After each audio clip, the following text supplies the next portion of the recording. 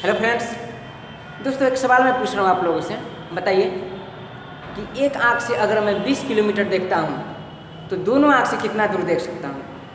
दोस्तों बचपन में ऐसा सवाल सभी से पूछा जाता है, ऐसे मजाक करने के लिए, मजाक बनाने के लिए, और दोस्तों हमसे भी पूछा जाता था और मैं भी जवाब देता था वो अगर एक आँख से अगर मैं 20 किलोमीटर देखता हूँ तो दो आँख से मैं 40 किलोमीटर देखूँगा। बच्चे में मैं जवाब देता था, सब देते हैं। और दोस्तों पता है ये सवाल सही है, सवाल एकदम एक्यूरेट सही है, लेकिन लोग मजाक समझ के इस सवाल का जवाब नहीं देते हैं। दोस्तों आज मैं बताता हूँ कि आदमी एक आँख से कितना दूर देखता है, दो आँख से कितना दूर देख सकता है। लंबाई तो सेम होगी दोस्तों, लेकिन दृष्टि क्षेत्र बड़ा होता है दोनों आँख का।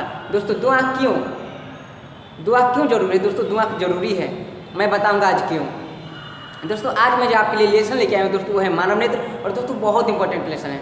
और इस लेसन को दोस्तों अच्छे अच्छे बुक में हटा दिए जाते हैं, जैसे अरिहंत प्रकाशन का बुक में बार बार नाम लेता हूँ, अच्छी बुक में से आते हैं। दोस्तों अरिहंत का बुक अगर आप लोगों के पास तो देखिएगा, उस बुक में मानव नेत्र रिलेशन को हटा दिया गया है। लेकिन दोस्तों आप सुने होंगे कि इससे बहुत ज़्यादा क्वेश्चन पूछा जाता है, जैसे क्वेश्चन नंबर 1, रेटिना पे कैसा प्रतिबिंब बनता है? आँख के किस भाग में प्रतिबिंब बनता है? निकट दृष्टि दोष में किस दर्पण का प्रयोग, किस लेंस का प्रयोग किया जाता है? दूर दृष्टि दोष में किस लेंस का प्रयोग किया जाता है? बेलाकार लेंस का कब प्रयोग किया जाता है? निकट मतलब नज़दीक बिंदु कितनी होती है? स्पष्ट देखने की न्यूनतम दूरी कितनी होती है? स्पष्ट देखने की अधिकतम दूरी कितनी होती है? दोस्तों ऐसा सवाल अगर मैं बताने लग जाऊँ दोस्तों तो 1-1.5 घंटे लग जाएंगे। दोस्तों ऐसे सवाल इस लेसन से पूछे जाते हैं, और दोस्तों बहुत इंपॉर्टेंट है, और दोस्तों हार्ड भी है थोड़ा सा। लेकिन हाँ आप यकीन रखिए, अगर आप लोग साथ दीजिएगा दोस्तों तो मैं हार्ड नहीं लगने दूंगा, इतना आपको बस विश्वास करना होगा। और दोस्तों मज़ा जरूर आएगा, मज़ा बहुत आएगा दोस्तों। मैं बहुत एनर्जी से, बहुत उमंग के साथ, बहुत ऊर्जा के साथ बताऊंगा दोस्तों। आपको भी मैं जितना एनर्जी से बता रहा हूँ दोस्तों, उसकी दुगनी एनर्जी से आपको सीखना होगा, क्योंकि दोस्तों डॉक्टर जितनी मेहनत से दवा लिखता है उससे ज़्यादा मेहनत से रोगी को सेवन करना पड़ता है, ज़्यादा मेहनत से खाना पड़ता है। और दोस्तों इसमें कोई शक की बात नहीं कि मैं आपका डॉक्टर हूँ, ठीक है। चलिए मजाक, मैं सीरियस चलता हूँ। अब बात मैं करता हूँ दोस्तों मानव नेत्र पे। अब एक बात मैं बताना चाहता हूँ दोस्तों, अगर कोई हमसे पूछे कि मानव नेत्र क्या है तो दोस्तों मैं बोल दूँगा प्याज है। अब आप सोचेंगे कैसा पागल जैसा बात कर दिया, प्याज है। दोस्तों सच्चाई है कि मानव नेत्र है दोस्तों प्याज जैसा है, बस प्याज जैसा गोल है, और बस आगे से कुछ पोर्शन निकला हुआ है और उसी पोर्शन को हम लोग देखते हैं। दोस्तों मानव नेत्र एकदम सेम टू सेम प्याज जैसा है। और प्याज कहने का दोस्तों तात्पर्य मेरा क्या है, सोचिए, जो मानव का जो नेत्र है, जैसे प्याज में छिलका, छिलका के नीचे छिलका, छिलका के नीचे छिलका, छिलका के नीचे छिलका होते हैं, ठीक मानव नेत्र में भी दोस्तों ऐसे ही छिलका होते हैं, परत दर परत, परत दर परत होते हैं। लेकिन प्याज में दोस्तों बहुत सारी छिलकाएँ होती हैं, लेकिन मानव नेत्र में बहुत सारे नहीं, सिर्फ 3 छिलके होते हैं, ठीक है। ऊपर वाला छिलका को आप, ऊपर वाला छिलका जो होता है दोस्तों, यहाँ मैंने मानव नेत्र बनाया दोस्तों, रियल में मानव नेत्र ऐसा है। हम लोग बड़ी सुंदर से कलाकारी करते हैं, ऐसे ऐसे बीच में ठुप्पा, और दोस्तों ऐसे ऐसे जो बाल है वो ऐसे ऐसे बना देते हैं, ऐसे ऐसे बना देते हैं, और हम लोग समझते वाह कलाकार, आई एम आर्टिस्ट, मैं बहुत अच्छा बना दिया, बहुत सुंदर बना दिया। लेकिन दोस्तों हाँ हम लोग वही बनाते हैं जो दिखता है, लेकिन दोस्तों साइंस उस पर डिपेंड नहीं करता है जो दिखता है, साइंस उस पर डिपेंड करता है जो रियल में एक्चुअल होता है, जो फैक्चुअल होता है। दोस्तों साइंस की बात मैं कर रहा हूँ दोस्तों, साइंस में अगर नेत्र की बात किया जाए दोस्तों तो साइंस में नेत्र ऐसा नहीं, साइंस में नेत्र ऐसा होता है, ठीक है। अब आप लोग ऐसा कीजिएगा, कोई कलाकार होंगे भाई जो मेरा वीडियो देख रहे हैं, पेंटर साइड होंगे या फिर चित्र वगैरह बना लेते होंगे दोस्तों, तो आप एक बार ऐसे बना के देखिएगा, मानव का चित्र बना के देखिएगा कि मुँह ऐसा ही हो, मतलब मेरे जैसा नहीं, तब तो फोटो गंदा हो जाएगा, मतलब जो फेस हो, चेहरा हो ऐसा ही हो, और आँख की जगह पर ऐसा आँख ना देके आप ऐसा आँख देके देखिएगा, मज़ा आ जाएगा, ठीक है। अब चलिए मैं बात कर लूँ दोस्तों, ये मानव नेत्र है दोस्तों। अब मानव नेत्र की मैंने बताया कि मानव नेत्र होता है दोस्तों प्याज जैसा है, और मानव नेत्र मनुष्य की एक प्रमुख ज्ञान इंद्रिया है, और कैसा है दोस्तों, प्याज जैसा है। दोस्तों मजा आएगा इस लेसन में, और मैं यकीन दिलाता हूँ दोस्तों इस लेसन को पूरा मैं कंप्लीट कर दूंगा, बस आप लोग को भी उतनी एनर्जी से देखना होगा। चलिए जगह जगह, क्योंकि नया लेसन आके आपके लिए लेके आया दोस्तों मानव नेत्र। दोस्तों ये मानव नेत्र है, ठीक है। मैंने बताया ऊपर वाला छिलका है दोस्तों, ऊपर वाला छिलका, ऊपर वाला छिलका, सबसे ऊपर वाला जो छिलका है दोस्तों उसको कहते हैं स्केलेरा। नाम याद कर लीजिए, क्या कहते हैं दोस्तों, स्केलेरा। और स्केलेरा सबसे ऊपर वाला परत को कहते हैं स्केलेरा, ठीक है दोस्तों, स्केलेरा स्केलेरा स्केलेरा, ठीक है। अब दोस्तों उसको स्केलेरा को हमने मतलब परत को छील के हटा दिया, जैसे प्याज को छील के हटाते हैं वैसे स्केलेरा को मैंने हटा दिया, तो कौन सा परत मिलेगा दोस्तों, जो परत मिलेगा दोस्तों उसे कहा जाता है क्रोवाइड। वो इसका मतलब सबसे ऊपरी परत को स्क्लेरा कहते हैं, उसके नीचे वाली परत को क्रोवाइड कहते हैं। और दोस्तों अगर क्रोवाइड जो परत है, क्रोवाइड नाम पर ध्यान दीजिएगा, स्क्लेरा क्रोवाइड को अगर हम हटा दें दोस्तों तो उसके नीचे एक परत मिलेगा जिसे कहा जाता है रेटिना, और रेटिना का दूसरा नाम है दोस्तों दृष्टि पटल, याद रखिए दोस्तों। आ रहा है समझ में? तो देखिए मैं बता रहा हूँ दोस्तों, अब मैं जो बता रहा हूँ दोस्तों, इसको इस फिगर को ऐसे बना के आपको प्रैक्टिस करना होगा दोस्तों, तब क्लियर हो जाएगा पूरा। चलिए दोस्तों, सबसे ऊपर वाला जो परत है, सबसे ऊपर वाला परत, इसको क्या कहते हैं दोस्तों? एस्केलेरा, एस्केलेरा मैंने लिखा है दोस्तों एस्केलेरा, ठीक है। सबसे बाहरी परत है दोस्तों, ये सफ़ेद होता है और इसे स्वच्छ परत भी कहते हैं। अगर आपसे पूछे कि आँख के सबसे बाहरी और स्वच्छ परत को क्या कहते हैं? एस्केलेरा। आँख के मध्यम परत को क्या कहते हैं? मध्यम का मतलब दोस्तों देखिए 3 परत है, 1 परत, 2 परत, 3 परत, तो मध्यम को कहते हैं एस्केलेरा। और उसके बाद वाला परत जो मध्य बीच में है दोस्तों, इसे कहा जाता है कोरोआइड। क्या कहा जाता है? कोरोआइड। मैंने लिखा है देखिए कोरोआइड। अरे दोस्तों समझे, पहला परत को क्या कहते हैं? एस्केलेरा, एस्केलेरा। दूसरा परत को क्या कहते हैं दोस्तों? कोरोआइड। मैंने लिखा है कोरोआइड, कोरोआइड, कोरोआइड। और उसके जो दोस्तों दूसरों के नीचे है दोस्तों, इसे ही कहा जाता है रेटिना, जो बहुत इंपॉर्टेंट है दोस्तों। क्या कहा जाता है? रेटिना, रेटिना, रेटिना मैंने लिया है। और रेटिना को हिंदी में क्या कहते हैं दोस्तों? रेटिना को हिंदी में कहते हैं दृष्टि पटल, दृष्टि पटल। अरे दोस्तों समझ में? चलिए मैं बात करता हूँ सबसे पहले एस्केलेरा पे। एस्केलेरा क्या होता है? तो आँख के सबसे बाहरी परत जो सफ़ेद रंग की होती है दोस्तों, उसे एस्केलेरा कहा जाता है, बस, इससे ज़्यादा कुछ नहीं, ठीक है। यह बहुत मुलायम परत होता है, ठीक है। बस इतना आप याद रखिए। उसके बाद मतलब मैं जितना बता रहा हूँ दोस्तों उतना याद रखिए, ठीक है। आँख के अगर ज़्यादा जाना है दोस्तों तो MBBS कर लीजिए। MBBS में सिर्फ आँख का पूरा स्पेशल पढ़ना है। जितना मैं बता रहा हूँ दोस्तों उतना फैक्चुअल है, और दोस्तों थोड़ा सा मैं ज़्यादा ही बता रहा हूँ, कम नहीं बताऊँगा, यकीन रखिए। तो आँख की सबसे बाहरी परत जो सफ़ेद रंग की होती है उसे क्या कहते हैं दोस्तों? एस्केलेरा। चलिए मेरा एस्केलेरा कंप्लीट। उसके बाद आता है दोस्तों कोरोआइड। और आँख के मध्यम परत, आँख के दोस्तों मध्यम परत को क्या कहते हैं दोस्तों? कोरोआइड, यानी बीच का परत होता है। और दोस्तों सबसे बड़ी बात है, जो कोरोआइड होता है, कोरोआइड होता है वो एक वेसेल से जुड़ा होता है। किससे जुड़ा होता है? वेसेल्स, VECELLS, वेसेल्स, वेसेल्स से जुड़ा होता है दोस्तों। इस वेसेल्स को कहा जाता है ब्लड वेसेल्स। ब्लड वेसल्स का क्या काम है दोस्तों? ब्लड वेसल्स का क्या काम है दोस्तों? ब्लड वेसल्स का क्या काम है? ये ब्लड वेसल्स होता है दोस्तों, ये बाहर से ऑक्सीजन को लेता है, और बाहर जो मतलब ऑक्सीजन है दोस्तों, इस ऑक्सीजन को कहते हैं ना, कभी कभी आँख मतलब ख़राब हो गया या फिर आँख में जलन होने लगा तो डॉक्टर सलाह देते हैं कि खुली हवा में ऐसे देखो या फिर ठंडे जल में आँख को डालो। दोस्तों करता क्या है कि जो ब्लड वेसल्स है, ब्लड वेसल्स का संबंध किससे होता है दोस्तों? क्लोराइड से। क्लोराइड में दोस्तों क्लोराइड का सीधा कनेक्शन होता है ब्लड वेसल्स से, और ब्लड वेसल्स क्या करते हैं? बाहर के ऑक्सीजन को खींचते हैं और खींच के दोस्तों हमारे रेटिना में देते हैं, और रेटिना दोस्तों फिर कारगर होता है, फिर रेटिना काम करता है। और याद रखिएगा, रेटिना जब तक सॉफ्ट होगा, मुलायम होगा, तभी तक हम लोग अच्छे से काम कर पाएंगे, हमारा आँख अच्छे से काम कर पाएगा। लेकिन अगर मजबूत हुआ दोस्तों तो एक बीमारी हो जाती है, उस बीमारी को कहते हैं मोतियाबिंद। मैं बताऊँगा, ठीक है, मैं बताऊँगा मोतियाबिंद, ठीक है। चलिए मैं चलता हूँ दोस्तों। तो क्लोराइड समझ में आ गया। मानव नेत्र के पिछले परत को क्लोराइड कहते हैं। इसका संबंध ब्लड वेसल से होता है जो बाहर से ऑक्सीजन लेता है, और दोस्तों यह रेटिना को ऑक्सीजन देता है, और रेटिना ऑक्सीजन को भोजन जैसा काम करता है। इसी से रेटिना के अंदर एनर्जी आती है।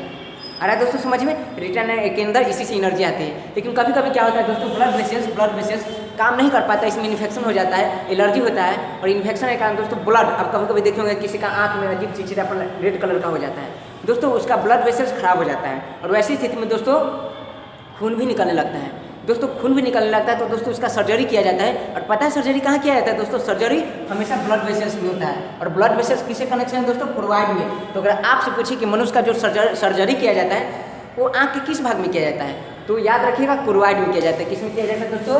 क्लोराइड में। क्योंकि दोस्तों ऑपरेशन उसी अंग का किया जाता है जो अंग खराब होता है। क्या आपका दायां हाथ में इन्फेक्शन हो गया, दायां हाथ में मान लीजिए किसी व्यक्ति को कैंसर हो गया, क्या उसका डॉक्टर कान काट के हटा देगा? नहीं, जिस हाथ में इन्फेक्शन है उसी हाथ को काटेगा, नॉर्मल सी बात है। तो दोस्तों उनका इन्फेक्शन हुआ, कुछ लोग क्या मतलब स्टेटमेंट देते हैं दोस्तों, मैं पढ़ाते रहता हूँ। एक बार मैं पढ़ा रहा था आशिन, तो बच्चे थे, एक सवाल पूछ दिया हमसे, हमने इस बात को बताया तो बताया कि एक बात बताइए। हाँ मैंने पूछा ठीक है बताइए। तो बोले कि सबसे बाहरी परत है वो है एस्केलेरा, और बीच वाला परत है क्लोराइड, ठीक है। तो हम सर्जरी बीच वाले परत पर कैसे कर देंगे? एक मिनट दोस्तों। तो सवाल का क्या था कि बाहरी सतह है एस्केलेरा और बीच में है क्लोराइड, ठीक है। तो फिर ऑपरेशन एस्केलेरा क्लोराइड का कैसे किया जाएगा दोस्तों? मैंने उससे कहा, क्या कहा छोड़िए, आप समझिए दोस्तों, जो अंग डिफेक्टिव है उसी का तो इलाज होगा। अब मान लीजिए आपका दिमाग के अंदर प्रॉब्लम है, तो डॉक्टर क्या करेगा? उसको आसानी देखने में तो बाल रख रहा है, क्या वो बाल काटेगा? नहीं, वो बाल नहीं काटेगा। जो इन्फेक्टेड है आपकी लीवर में इन्फेक्शन हो जाता है, तो लीवर में इन्फेक्शन है तो क्या हो, ऊपर जो पेट का चमड़ा है उसका ऑपरेशन करता है? नहीं, चमड़ा को हटा के, ऊपर वाले चमड़ा को हटा के फिर लीवर का तो ऑपरेशन करता है, लीवर का जो सर्जरी करता है, लीवर को सही करने का प्रयास करता है। तो वही बात है दोस्तों, कुछ लोग समझते हैं कि नहीं सर्जरी सिर्फ ऊपरी परत में किया जाता है। दोस्तों एकदम गलत है। सर्जरी जो किया जाता है दोस्तों हमेशा उस अंग में किया जाता है जो डिफेक्टिव हो, और हमेशा डिफेक्टिव दोस्तों याद रखिएगा ए स्क्लेरा कभी नहीं होती है। डिफेक्टिव कौन सा होता है दोस्तों? ए अंग, क्रोवाइड। और आ रहा है दोस्तों समझ में? क्रोवाइड का संबंध किससे होता है दोस्तों? ब्लड वेसल से। ब्लड वेसल का संबंध रेटिना से। रेटिना को ऑक्सीजन देता है और रेटिना दोस्तों एनर्जी लेके और फिर रेटिना काम करती है, ठीक है। अब दोस्तों रेटिना में 2 प्रकार के सेल होते हैं। तो रेटिना में भाई, रेटिना का नाम याद रखिएगा। रेटिना का दूसरा नाम होता है दोस्तों दृष्टि पटल होती है। रेटिना कौन सा दोस्तों? ये तीसरा परत को कहते हैं रेटिना। आ रहा है दोस्तों समझ में? रेटिना का दूसरा नाम होता है दृष्टि पटल।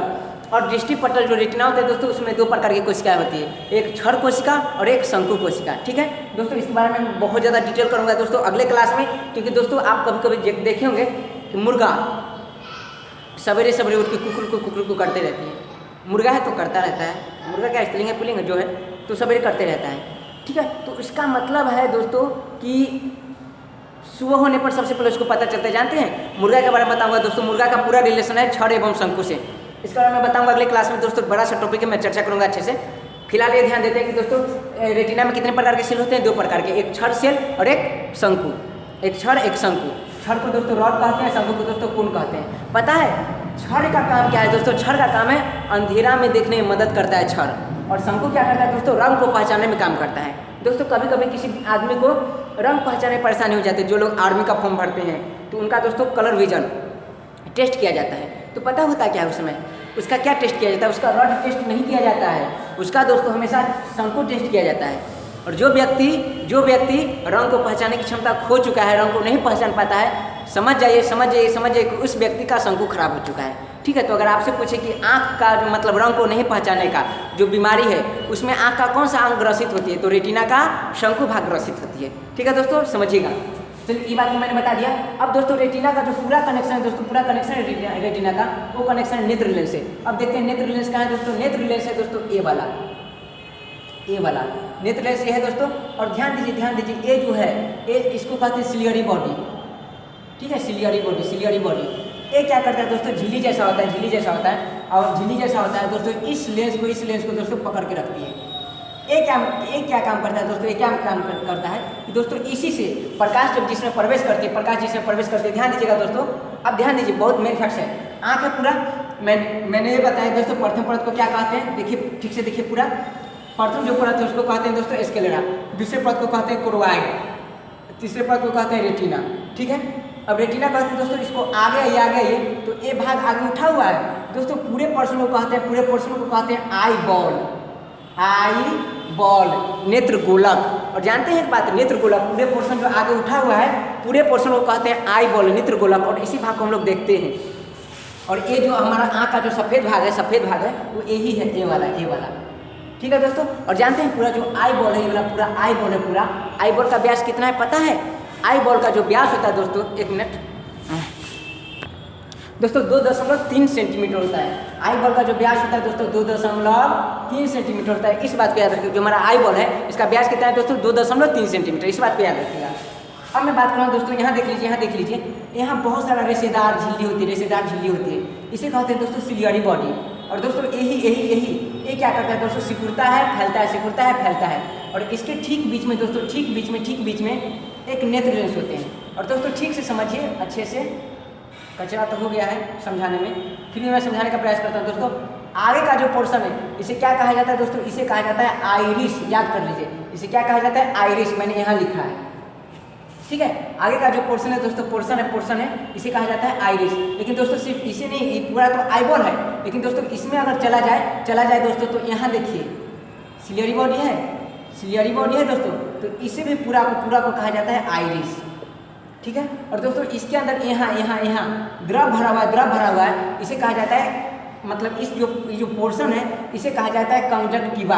और कंजक्टिवा दोस्तों इसी में आंसू पाए जाते हैं। कंजक्टिवा इसमें क्या पाए जाते हैं दोस्तों? आंसू पाए जाते हैं, आंसू, ठीक है। और इसी पोर्शन में कंजक्टिवा में अगर आदमी से आपसे पूछा जाए कि आदमी को जो इन्फेक्शन होता है, एलर्जी होता है, ये आँख के किस भाग में होता है, तो याद रखिएगा दोस्तों कंजक्टिवा में, ठीक है। कंजक्टिवा में इन्फेक्शन होता है और दोस्तों इसी में आंसू पाए जाते हैं, ठीक है। और आंसू पाए जाते हैं दोस्तों। और ये जो देखिए आँख का सबसे इंटीरियर चेम्बर है, अंदर का चेम्बर है, इसलिए कहा जाता है इसे इंटीरियर चेम्बर। और इसमें जो द्रव पाया जाता है वो आंसू है, लेकिन आंसू है दोस्तों, आंसू का मतलब इसमें जो द्रव पाया जाता है वो विशेष प्रकार का द्रव होता है जो नमकीन लगता है। आपको पता होगा दोस्तों इसमें NaCl पाया जाता है, ठीक है दोस्तों, NaCl पाया जाता है। और NaCl दोस्तों, और मतलब आंसू में NaCl पाया जाता है, इस आंसू को कहा जाता है दोस्तों AH का फुल फॉर्म होता है दोस्तों एक्वस ह्यूमर। क्या कहा जाता है इसे?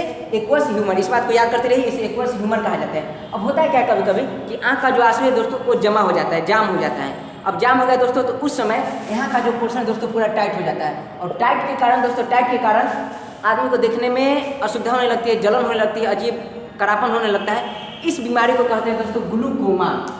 तो याद रखिएगा, अगर आपसे पूछे कि ग्लूकोमा नामक बीमारी कहाँ होती है, तो याद रखिएगा कंजक्टिवा में, कंजक्टिवा में, ठीक है दोस्तों। कंप्लीट कंजक्टिवा इस पोर्शन को कहते हैं। अब मैं थोड़ा सा बात करता हूँ नेत्र लेंस के बारे में। नेत्र लेंस मैंने लिखा था। तो दोस्तों जब प्रकाश आती है, अब ध्यान दीजिए, 1 मिनट में इसको सही कर देता हूँ। ये है दोस्तों, ध्यान दीजिए, ध्यान दीजिए, ध्यान दीजिए।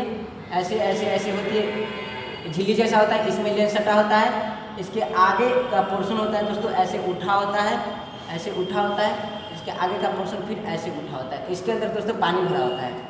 अब देखिए दोस्तों, इसे कहते हैं नेत्र लेंस। सोचिए जब प्रकाश यहाँ से आएगी, प्रकाश आएगी, प्रकाश आएगी, तो आएगी दोस्तों तो नेत्र लेंस होके जाएगी, तो नेत्र लेंस होके जाएगी। और यही लेंस कहाँ प्रतिबिंब बनाता है दोस्तों? पीछे। और इसी पोर्शन को कहते हैं रेटिना। तो नेत्र लेंस कहाँ प्रतिबिंब बनाता है दोस्तों? रेटिना पे। रेटिना पे कैसा प्रतिबिंब बनाता है? तो याद रखिएगा, यही नेत्र लेंस है वो रेटिना पे प्रतिबिंब बनाता है। और रेटिना पर जो प्रतिबिंब बनाता है दोस्तों, वो प्रतिबिंब होता है हमेशा वास्तविक होता है। और वास्तविक प्रतिबिंब हमेशा कैसा होता है दोस्तों? उल्टा। ये बात को हमेशा याद रखिएगा। तो नेत्र लेंस कहाँ प्रतिबिंब बनाता है दोस्तों? रेटिना पर। और रेटिना का प्रतिबिंब, रेटिना पर जो प्रतिबिंब बनता है हमेशा कैसा होता है दोस्तों? वास्तविक होता है, उल्टा होता है। और पता है कभी कभी क्या होता है कि लगभग 40 साल के बाद, 40 साल जिसका एज हो चुका है, 40 साल के बाद जो उसका नेत्र लेंस होता है दोस्तों, नेत्र लेंस मनुष्य का, वो नेत्र लेंस थोड़ा टाइट हो जाता है, ठीक है। अब देखिए सब दिन सिकुड़ रहा है, फैल रहा है, सिकुड़ रहा है, फैल रहा है, सिकुड़ रहा है, फैल रहा है। लेकिन 40 साल के बाद जो नेत्र लेंस दोस्तों टाइट हो जाता है, और टाइट होते होते दोस्तों दुधिया रंग का हो जाता है। और उसी दुधिया रंग जो हो जाती है, उसी दुधिया रंग को कहा जाता है दोस्तों कैटरैक्ट। और कैटरैक्ट आप समझे होंगे, कैटरैक्ट मोतियाबिंद को अंग्रेजी में कहते हैं। तो दोस्तों जब नेत्र लेंस मनुष्य का दुधिया हो जाता है, नेत्र लेंस जब कैसा हो जाता है? दुधिया हो जाता है, तो उसे ही हम लोग मोतियाबिंद कहते हैं। मोतियाबिंद का अंग्रेजी क्या होता है दोस्तों? कैटरैक्ट, पूछ दिया जाता है। तो अगर आपसे पूछा जाए कि मोतियाबिंद में मनुष्य का कौन सा अंग ग्रसित होता है, तो याद रखिएगा नेत्र लेंस, ठीक है दोस्तों। समझ में पूरा आ रहा है। और दोस्तों कंजक्टिवा समझ में आ गया। इसी पोर्शन को कहते हैं कंजक्टिवा, जिसमें एच भरा हुआ है। अब आगे थोड़ा सा बात करता हूँ मैं दोस्तों इस पे, आइरिस पे। और दोस्तों पूरा पोर्शन पे मैं बात कर रहा हूँ। अब इसको समझने के लिए दोस्तों मैं थोड़ा सा आता हूँ इधर, इस पे आता हूँ। जो एक्चुअल मतलब आप लोग एक्चुअल फिगर ये होता है, और आप लोग जो बनाते हैं उस पर मैं बात कर रहा हूँ दोस्तों। मान लीजिए देखिए, आप लोग क्या कीजिएगा, आज थोड़ा सा एक काम कीजिएगा, टॉर्च आपके घर में होगा, नहीं होगा तो पड़ोसी से मांग लीजिएगा, लेकिन टॉर्च पड़ोसी के बगल में होगा, नहीं होगा तो खरीद लीजिएगा मार्केट से। टॉर्च लाइए और आईना के सामने जाइए, और आईना के सामने जाके दोस्तों इसको फैला के थोड़ा सा और टॉर्च मारिए, लाइट दीजिए आँख पे। तो देखने के बाद दोस्तों पता चलेगा कि आपका जो आँख है वो आँख दोस्तों ऐसा है। मतलब बनाने का मैं प्रयास कर रहा हूँ, बहुत सुंदर नहीं बनेगा मेरे से, ठीक है। आँख ऐसा है, और दोस्तों इसके ठीक बीच में काला वाला भाग होता है, ठीक है। काला वाला भाग दोस्तों छोटा होता है, और दोस्तों इसके चारों तरफ ऐसे होता है घिरा हुआ। और पता है जो काला वाला भाग है दोस्तों, काला वाला भाग है, इसके चारों तरफ ऐसे ऐसे ऐसे ऐसी झिल्ली होती है, ठीक है। ये जो पूरा गोल भाग है दोस्तों, गोल भाग है, इसे कहा जाता है आइरिस। याद रखिएगा, इसे क्या कहा जाता है दोस्तों? आइरिस। और ठीक इसके बीच में एक पोर्शन था, इसे कहा जाता है दोस्तों पिपूल। अब यहाँ ये जो था पोर्शन, ये था, और दोस्तों ये था, यहाँ दोस्तों ये पोर्शन था। और दोस्तों यहाँ देखिए, यहाँ ऐसे ऐसे ऐसे ऐसे रेशेदार झिल्ली थी, रेशेदार झिल्ली, इसमें नेत्र लेंस था। और दोस्तों इस झिल्ली के आगे भी दोस्तों ऐसे फैला होता है, और ऐसे फैला होता है, इसे कहते हैं दोस्तों पिपूल। यहाँ जो पोर्शन है दोस्तों, इसे कहा जाता है पिपूल। और खास के यहाँ समझ लीजिए पिपूल, ठीक है दोस्तों। एग्जाम में आपसे फोटो नहीं बनाने को कहा जाएगा, आपसे एग्जाम में पूछा जाएगा कि क्या क्या काम है, जो मैं बता रहा हूँ बस उसको याद रखिएगा, नोट्स में भेज दूंगा, पढ़ लीजिएगा, पूरा कंप्लीट हो जाएगा दोस्तों। तो देखिए अब एक करता क्या है दोस्तों, जब आप अंधेरा में जाते हैं, तो दोस्तों पूरा पोर्शन क्या कहते हैं, आइरिस कहते हैं। पूरा पोर्शन क्या कहते हैं, आइरिस। और इसके ठीक बीच में काला भाग उसको क्या कहते हैं दोस्तों, पिपूल। ठीक है, ब्लॉक स्पॉट टिश्यू कहते हैं। ठीक है, पिपूल। अब होता क्या है दोस्तों, आइरिस क्या करता है दोस्तों, याद रखिएगा। देखिए आइरिस अ और स अंत में है तो अंधेरा में दोस्तों सिकुड़ जाएगा। इस ट्रिक को याद रखिए, बहुत इंपॉर्टेंट है। अगर अंधेरा आएगा दोस्तों, अंधेरा आएगा तो आइरिस क्या करेगा दोस्तों, सिकुड़ जाएगा। और दोस्तों आइरिस से ही अगर आपसे पूछा जाए कि मनुष्य के आंख में जो प्रकाश प्रवेश करता है दोस्तों, मैंने बताया ना कि इसी को आइरिस कहते हैं, तो इसी से प्रकाश प्रवेश करेगा। तो मनुष्य के आंख में जो प्रकाश प्रवेश करता है दोस्तों, आइरिस से करता है। किससे करता है दोस्तों, आइरिस से। तो देखिए आइरिस, तो आ से दोस्तों अंधेरा और स से दोस्तों सिकुड़ जाएगा। तो अंधेरा में जब आइरिस होता है दोस्तों मनुष्य का, वो थोड़ा सा सिकुड़ जाता है। ये दोस्तों आइरिस क्या करता है, सिकुड़ जाता है। क्यों, क्योंकि दोस्तों इसका और पिपुल का उल्टा चक्कर है। आइरिस सिकुड़ेगा तो पिपुल फैलेगा। अब सोचिए सोचिए, यहाँ देखिए एक बात और, आइरिस है रेशेदार झिल्ली हुआ, रेशेदार हुआ और दोस्तों नेत्रलेंस हुआ। अब देखिए दोस्तों ये क्या करेगा, सिकुड़ेगा सिकुड़ेगा सिकुड़ेगा। ये जब दोस्तों सिकुड़ेगा सिकुड़ेगा सिकुड़ेगा तो नेत्रलेंस क्या होगा दोस्तों, यहाँ का था यहाँ का था यहाँ का था यहाँ क्या था। जब ये सिकुड़ेगा दोस्तों, ये सिकुड़ेगा तो ये जो यहाँ होता है पिपुल, यहाँ ये दोस्तों फैलेगा। और फैलेगा दोस्तों तो इससे जितने प्रकाश आते हैं सारा प्रकाश को अंदर प्रवेश करा देगा। ऐसा क्यों होता है दोस्तों, क्योंकि अंधेरा में हमें अधिक प्रकाश की आवश्यकता होती है। तो आइरिस क्या करेगा दोस्तों, सिकुड़ता है तो पिपुल क्या करता है, फैलता है। देखिए अंधेरा में आइरिस क्या करता है, सिकुड़ जाता है, और अंधेरा में पिपुल क्या करता है, फैल जाता है। अंधेरा में रोशनी में दोस्तों आइरिस क्या करता है, फैल जाता है, और रोशनी में पिपुल क्या करता है, सिकुड़ जाता है, उल्टा करता है। ठीक है, तो अंधेरा में आइरिस पकड़ लीजिएगा, एक पकड़ लीजिएगा पूरा पकड़ा जाएगा। अंधेरा में आइरिस क्या करता है, सिकुड़ जाता है, तो सिकुड़ेगा तो पिपुल फैलेगा, पिपुल फैलेगा तो ज़्यादा प्रकाश जाएगा, ज़्यादा प्रकाश जाएगा तो देखने में सहायता होगी। ठीक है, और रोशनी में आइरिस क्या करेगा दोस्तों, ज़्यादा प्रभाव पड़ेगा, ज़्यादा प्रभाव पड़ेगा, ज़्यादा प्रभाव पड़ेगा दोस्तों, तो सिकुड़ेगा पक्का, क्योंकि ज़्यादा चौकाचंद रोशनी पड़ेगी तो सिकुड़ेगा। और सिकुड़ेगा दोस्तों तो पिपुल जब मतलब चौकाचंद रोशनी, सॉरी उल्टा हो गया, अंधेरा में दोस्तों सिकुड़ता है आइरिस। और दोस्तों जब रोशनी पड़ेगी चौकाचंद, ठीक है, तो उस समय इसका सिलेरी बॉडी टाइट हो जाता है पूरा आइरिस का। और आइरिस जब पूरा फैल जाता है तो आइरिस फैलने के बाद क्या होता है, आइरिस फैल जाता है तो दोस्तों इसका पिपुल है वो सिकुड़ जाता है, और दोस्तों ज़्यादा प्रकाश नहीं जा पाता है। क्योंकि अगर ज़्यादा प्रकाश जाएगी दोस्तों तो हमारा आँख को क्षतिपूर्ति हो सकती है। कभी कभी दोस्तों संवेदना आँख है बहुत अच्छा आँख, आप कभी कभी गौर करते होंगे जब कोई जल्दी से बॉल फेंका तो ऑटोमेटिक आँख बंद हो जाता है दोस्तों, पता है, क्योंकि यह संवेदना अंग है, इसको संवेदना प्राप्त होती है दोस्तों। ये था हमारा आइरिस।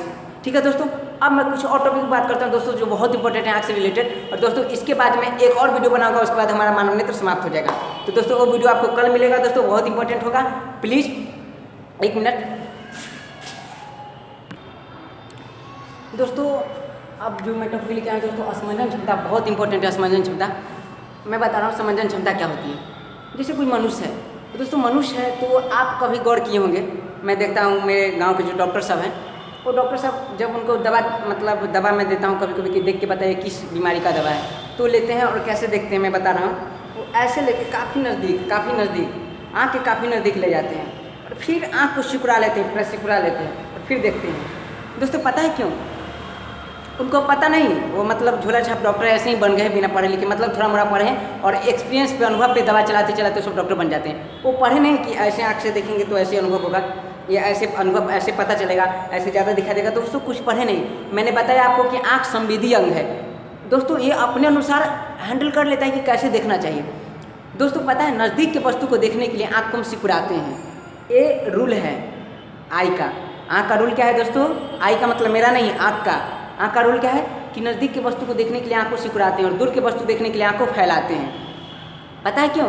क्योंकि दूर नज़दीक में दोस्तों आप कभी ऐसा कीजिएगा, आप प्रयोग कीजिएगा, आज एक बुक ले लीजिएगा और बुक को पूरा नाक में सटा के, और नाक नहीं आँख में सटा कर पढ़ने का प्रयास कीजिएगा, नहीं पढ़ पाइएगा। क्यों पता है? क्योंकि आँख से लगभग 25 सेंटीमीटर की दूर पर कोई वस्तु हो दोस्तों, उसके बाद ही पढ़ा जा सकता है। 25 सेंटीमीटर के मतलब आँख है, जैसे आँख है, मेरा आँख है, और इससे 25 सेंटीमीटर दूर कोई वस्तु रख दिए, 25 सेंटीमीटर के बाद जहाँ तक जाए दोस्तों हम पढ़ते चले जाएंगे, लेकिन 25 सेंटीमीटर से नज़दीक 24वां 23वां तो हम नहीं पढ़ पाएंगे।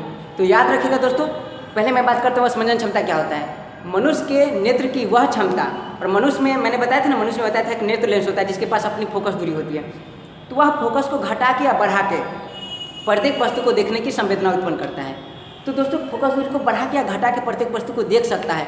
तो उसी क्षमता को मतलब फोकस दूरी को बढ़ा के फोकस दूरी को घटा के जो वस्तु को देखता है उसी क्षमता को कहते हैं दोस्तों असमंजन क्षमता। और देखेगा दोस्तों, जब भी देखेगा तो दो प्रकार की वस्तु को देखेगा, या तो नज़दीक की वस्तु या फिर दूर की वस्तु।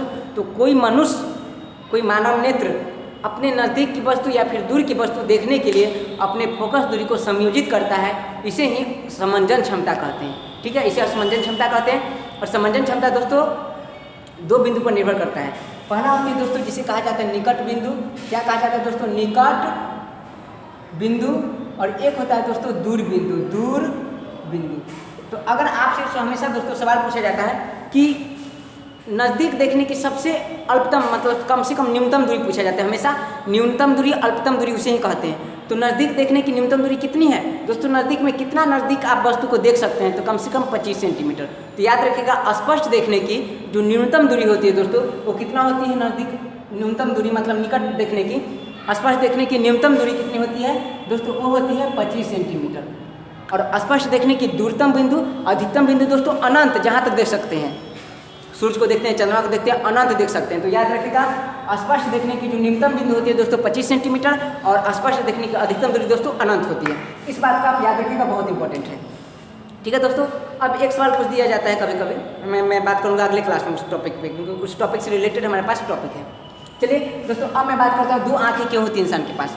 दो आँखें दोस्तों इसलिए होती है, एक सवाल मैं पूछता हूँ, एक बात बताइए, आप एक आँख से 20 किलोमीटर देख सकते हैं तो दोनों आँख से कितना देखेगा दोस्तों? इसका जवाब 40 किलोमीटर कतई नहीं होगा, हमेशा इसका जवाब 20 किलोमीटर ही होगा। लेकिन दृष्टिपरास जो होता है दोस्तों, एक आँख जो मतलब एक जो आँख है उससे अगर हम मतलब दृष्टिपरास देखते हैं, क्षेत्र देखते हैं, तो पता है कितना डिग्री तक देख सकता है? 120 डिग्री तक ही देख सकता है। मतलब नॉर्मल 150 डिग्री तक देख सकता है। ठीक है, 150 डिग्री तक देख सकता है एक आँख। ठीक है, एक मिनट दोस्तों, कितना तक देख सकता है? 150 डिग्री तक देख सकता है। लेकिन अगर दो आँख आ जाए दोस्तों, दो आँख आ जाए तो दो आँख का जो प्रतिबिंब होगा दोस्तों, प्रतिबिंब होगा ये लगभग 180 डिग्री तक देख सकता है।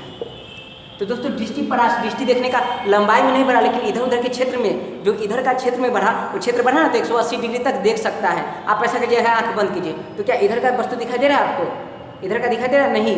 खोले तो दोस्तों दोनों तरफ का दिखाई दे रहा है। दोस्तों इसीलिए दो आँख जरूरी है इंसान के पास। अब भगवान क्यों बनाए पता नहीं, लेकिन दो आँख जरूरी है। ठीक है दोस्तों, आ रहा है पूरा समझ में? चलिए, दो आँख जरूरी है। ठीक है, आ रहा है समझ में? अब एक बात और, क्या जरूरी है कि जैसा प्रतिबिंब इस आँख पे बना वैसा प्रतिबिंब इस पे बनेगा? नहीं दोस्तों, नहीं। इस पर दूसरा टाइप का प्रतिबिंब बनता है, इस पर दूसरा टाइप का प्रतिबिंब बनता है। लेकिन दोस्तों आँख का जो मैंने बताया था कंजक्टिवा, उसका पूरा संबंध होता है माइंड से। और दोस्तों उस दोनों मतलब प्रतिबिंब में दोस्तों हमारा मशीन है, ये शरीर में नहीं मानता हूँ कभी से, ये मशीन है दोस्तों। आप जैसे कीजिए वैसे कर सकते हैं। आप उंगली लीजिए, देखिए मैं हिला रहा हूँ दोस्तों। संवेदना देखिए क्या नहीं कर सकता है मशीन, बस बहुत ज़्यादा मजबूत नहीं है, बहुत ज़्यादा कठोर नहीं है, मशीन इतना कठोर नहीं है दोस्तों। लेकिन मशीन को तो हम लोग बनाते हैं, मतलब मशीन से ज़्यादा कारगर है हमारा शरीर, कुछ भी कर सकते हैं। आप कभी सोचें कि आपका जो हाथ है ये ऐसे ऐसे जब मन किया तो ऐसे कर दिए, जब मन किया ऐसे कर दिए, जब मन किया गर्दन घुमा दिए, जब मन किया कुछ कर दिए। क्यों दोस्तों? मशीन है, it is a part of machine. Machine है दोस्तों। मैं बता रहा हूँ, क्या मैं बता रहा था कि आँख जो है, मनुष्य का आँख जो है वो दोस्तों लंबाई में एक समान अनंत तक देख सकते हैं, लेकिन दृष्टि क्षेत्र कितना? 150 डिग्री दिखाई देता है। ठीक है, चलिए आता हूँ मैं, आ रहा है दोस्तों समझ में? और दोनों प्रतिबिंब दोस्तों अलग अलग बनता है। दोनों प्रतिबिंब को हमारा जो माइंड है वो एकत्रित करके कैप्चर करता है, एकत्रित करके दिखाता है। और मनुष्य पर जो दोस्तों प्रतिबिंब बनता है, मनुष्य के आँख पर जो प्रतिबिंब बनता है वो प्रतिबिंब बन गया, लेकिन प्रतिबिंब हटता नहीं है। प्रतिबिंब लगभग कितने देर तक रहता है पता है? मान लीजिए मैं आप पर देखा, फिर इधर घूम गया, तो इसका मतलब नहीं कि आप पर से मैं नजर हटा तो मेरा प्रतिबिंब हट गया, नहीं। आप पर से मैं नजर हटाने के बाद भी मेरे आँख पर जो प्रतिबिंब है वो लगभग 1/10 सेकेंड तक बना रहता है। ठीक है, चलिए इतना बात आएगा समझ में? दो आँखें क्यों, ये बात समझ में आएगा। निकट बिंदु क्या है, असमंजन क्षमता क्या समझ में आ गया। चलिए आगे मैं बात करता हूँ दोस्तों, टिंडल प्रभाव बहुत इंपॉर्टेंट टॉपिक है। और दोस्तों ये थोड़ा सा हट के टॉपिक है दोस्तों, पूछा जाता है। दोस्तों सबसे पहले टिंडल नाम के एक वैज्ञानिक थे, ये क्या किए कि वास्तविक विलयन से प्रकाश को गुजारे। दोस्तों कोई प्रभाव नहीं पड़ा। फिर एक विलयन लिए जिसका नाम था कोलाइडी विलयन। कोलाइडी विलयन से प्रकाश को गुजारे तो उनको पता चला कि कोलाइडी विलयन से प्रकाश को गुजारने पर इसके जो कोलाइडी कण होते हैं ये प्रकाश के कण से टकराते हैं, और टकराने के बाद इसका जो प्रकाश का कण है दोस्तों वो गति करने लगता है, वो इधर उधर मुड़ने लगता है, इधर इधर इधर इधर इधर इधर इधर इधर मुड़ने लगता है। और मुड़ने लगता है दोस्तों, मुड़ने लगता है क्यों मुड़ने लगता है दोस्तों? क्योंकि यहाँ कौन सी घटना होती है? प्रकाश की प्रकीर्णन, याद रखिएगा। तो अगर और दोस्तों प्रकाश की प्रकीर्णन होती है, इसलिए ये इधर उधर मुड़ने लगती है, इधर उधर टकरा के मुड़ने लगती है। तो इससे दोस्तों टिमटिमाने जैसा प्रतीत होता है। कैसे होता है दोस्तों? टिमटिमाने जैसा प्रतीत होता है। तो ये जो प्रभाव का खोज किए थे टिंडल नामक वैज्ञानिक, इसलिए इसे कहा गया टिंडल इफेक्ट, टिंडल प्रभाव इसे कहा गया। लेकिन दोस्तों जो कण की गति है, कण की गति ऐसे है, ऐसे। तो जो कण की गति पूछा गया कि जो प्रकाश के कण की गति जो हो गई, टेढ़ी मेढ़ी हो गई, इस गति को क्या नाम दिया जाएगा? तो इस गति का जो नाम दिए वो वैज्ञानिक का नाम था ब्राउनी। ठीक है, तो इसे ब्राउनी गति कहा जाता है। आ गया समझ में? तो दोस्तों कण की गति कैसी थी? ब्राउनी गति। और टिमटिमाने का घटना का नाम क्या था? टिंडल प्रभाव। इसका खोज किसने किया था? टिंडल ने। किस घटना के कारण दोस्तों? प्रकाश के प्रकीर्णन के कारण। किस विलियन में? कोलाइडी विलियन में, जब श्वेत प्रकाश को गुजारा गया। तो दोस्तों हमारा टिंडल प्रभाव समाप्त। समय थोड़ा कम है, थोड़ा सा फास्ट खींच रहा हूँ। दोस्तों अगला जो मैं लेके आने वाला हूँ दोस्तों, वो मैं लेके आऊँगा, प्लीज़ उस वीडियो को मिस मत करें दोस्तों, बहुत इंपॉर्टेंट है। और यकीन मानिए ये जो मैं अभी पढ़ा दोस्तों, इससे थोड़ा ज़्यादा इंपॉर्टेंट है, क्योंकि उसमें मैं बताने वाला हूँ दृष्टि दोष, निकट दृष्टि दोष, दूरदृष्टि दोष, किस लेंस का प्रयोग करेंगे, क्यों करेंगे, क्या गुण होता है, क्यों करेंगे, कैसे करेंगे, कब करेंगे, नहीं करेंगे दोस्तों, सारा बात में मैं चर्चा करूँगा दोस्तों। उसके बाद मैं फिर चर्चा करूँगा दोस्तों सूक्ष्मदर्शी पे, दोस्तों माइक्रोस्कोप पे, टेलीस्कोप पे, दोस्तों सारा स्कोप पे मैं बात करने वाला हूँ दोस्तों। प्लीज़ उस वीडियो को जरूर देखें। अगर मेरा ये वीडियो आपको पसंद आया तो लाइक कीजिए, सब्सक्राइब कीजिए, शेयर कीजिए दोस्तों। और प्लीज़ वैसे लोगों के पास पहुँचाइए दोस्तों जिनके पास काफ़ी समस्या है, आर्थिक समस्या, सामाजिक समस्या, पारिवारिक समस्या, जो भी समस्या हो, जिसके कारण वो अध्ययन करने में सक्षम है दोस्तों, तो प्लीज़ ये मेरा वीडियो उनके पास पहुँचा दीजिए दोस्तों। मैं अब अलविदा कहता हूँ, मैं विदा लेता हूँ, क्योंकि बिछड़ने का वक्त हो चुका है। मुस्कुराइए। जय हिंद, जय भारत।